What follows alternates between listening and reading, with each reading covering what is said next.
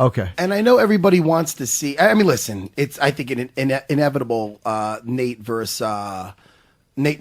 Diaz versus Conor McGregor 3 is going to happen eventually. But man, the 145-pound belt, it's not really fair. What's going to happen with that thing? I agree with you. I'm not interested in the third fight between those two right now for a couple different reasons. Number one, you're absolutely right. He has to defend that 145-pound title or walk away from it. You know what I mean? Number one. Number two, let's be real. Nate Diaz stepped up, and it was fucking huge, and I have so much respect for him and Conor for both doing it, and it was such a fun fight. They both wanted to do it again and everything else. It's all great. But we have weight classes for a reason here. Yeah. And Conor is such a fucking super talented athlete, right? You can only have so many of those wars in your career, man. Yeah. You know, when he's at his right weight, the guy is awesome. He's super talented. I want to see him fight all the best in the world at his weight, not 30 pounds heavier. And now it's more interesting now. Like if you did that rematch right away with Jose Aldo, who would really want that after the 13-second thing, the fight the first time. Now he took out, he beat. I shouldn't say took out. He beat Frankie Edgar, who's one of my favorites. Now it's more interesting. You know what I mean? If they do fight again, right? Yeah, I agree. Hey, listen, Jose Aldo is the champion. He's the interim champion. That's the fight he's got to fight, if he goes down to 145. And, there's other fun fights for him there. And obviously, if he went to 155, there's tons of fun fights there. Oh, 55 is, I was just telling Jimmy, that's murderer's row, man. I mean, every division's, is dangerous. But, oh, shit, man.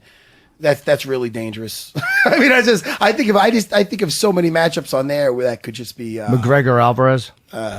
McGregor, Ally Quinta. Okay, I'm plugging my own guys. But hey, listen. Come on, Raging Al. McGregor Alvarez makes sense. Absolutely. Sure. McGregor Weidman. Aljo Sterling. Keep going. No, that's great. So, yeah, no, there's a lot of fun fights down around his weight class or at his weight class. That's what I'm interested in. And any update on GSP's return? I mean, he didn't roll with USADA, and he's saying that he's getting ready to step back in. We'll see what happens. Okay. Staying to being as nice as he can. Look, he's biting his lip. Well, I gotta ask, because people yell at me on Twitter. People, he's on the show, you don't ask. They scream at me. I'm not a believer, man. I'm not a believer. So I'll believe it when I see it. Okay. Do you think that it can happen, or there's a lack of willingness for it to happen? I'm ready. I mean, that's what I do. I make fights and GSP's been saying he's coming back for a couple years now. So well, he's got your number, I'm sure. I believe when I see.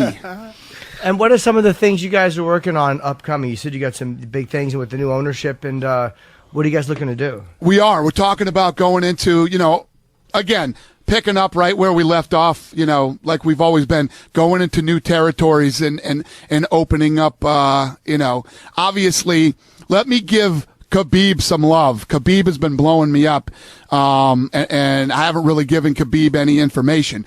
But obviously, Khabib in Russia, that wouldn't be a bad idea. So we're talking about going into Russia possibly with Khabib. Man. And then Matt, you and I are going to Russia. I was about to looking for a fight. So we're going to be spending a lot of time in Russia soon. Oh, wow. Hey, if you do an Amsterdam episode, can I tag along? Yes. You could do a little X-rated bonus feature. Yeah, Jimmy, it would be fun to have you on an episode with us. It's a lot of fun. I would love to go, but I'm a huge pussy and would not do well in the physical activities. I would make a fool out of myself. So that's right. We won't make you do any of the stupid shit that we do. So you could just come and have fun. I would love to. There's no timetable on that, right? Should I be packing? We're not very good with the physical activities either, believe me. Neither is Dean Thomas. Listen, what time are we? Do I have to pack tonight? When are we going? Do we know any time? No, listen, after the last two episodes, I'm fucking on hiatus for a minute. I had one foot in the grave when we left there. Yeah, fucking Sturgis. I know. I don't want to blow that. I can't wait to talk about that stuff, but we have plenty of time for that. What else, Jimmy? Well, I wanted to ask, Dan had said that he thinks MMA should be a part of the Olympics, and I don't disagree because so many aspects of it are in the Olympics. So, what do you think about getting that done? Yeah, my team's been working on that for a long time, 4 or 5 years. we've been working on it. It's going to happen. It's eventually going to happen, and just a matter of when and how many resources we want to put behind it. Well, are you worried that it would affect the UFC schedule at all? And how many fights would these guys have to have? And, it's almost like when they play the Pro Bowl in football, they do it at the end of the year because if somebody gets hurt, it fucks them up for the season. Yeah, exactly. I agree. That's the other thing. I mean, if you got to figure out, is it going to be amateurs or is it going to be pros? Because if our pros do it, I mean, that puts a big kink in our year. If you have all the best guys going to fight in the Olympics, that's tough to do. It's weird going backwards to kind of do that. Does a guy want to go and get a gold medal and give up, a lot of the big money these guys are making? You know what I mean? Yeah, I mean, there's pride in country, and if you're a basketball player, you can probably do it because the odds are you're not going to get hurt playing a few games. But yeah, with these contact sports, it's a big sacrifice to ask somebody to make for no money. Right, exactly. So obviously, a lot of fucking things to work out, and a lot of things to, it's going to be a long, tough process. But this is still a really young sport, man. Where the Zuffa era is 16 years old. The entire sport is just a little over 20, 21 years old. There's a lot of work to still be done here. How do you feel about the bantamweight and the strawweight divisions? I mean, it's really nice to see them taking. Really, people are showing so much interest in these fights. It's like it's not just two popular fighters anymore. It's like there's legitimately a lot of interest in so many of these girls. I agree. And the females? Oh, yeah. Huge. Yeah, it's the women's thing is so strong and fun. So they're fun to watch, and the girls are super technical and super talented. But I was going to say, wait till you guys see this season of The Ultimate Fighter and all the fucking fans. Oh, he says that every fucking season. I'm telling you, this fucking season is so good. The fights are amazing. Everybody's a world champion that comes into this thing and has a belt. It's awesome, man. It's really, really good. I'm excited for the season to come out.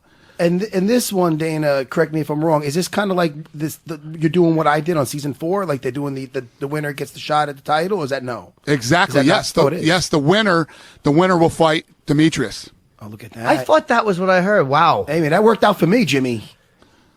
That show worked out for me. It did, man. That was the premise when I was on there. The winner get the shot at the title, and now I'm hanging out with you. So this is a big opportunity for somebody. I can't wait to watch that. Yeah, someday somebody can have all their dreams fall and sit next to Jim Norton for an hour and a half a week.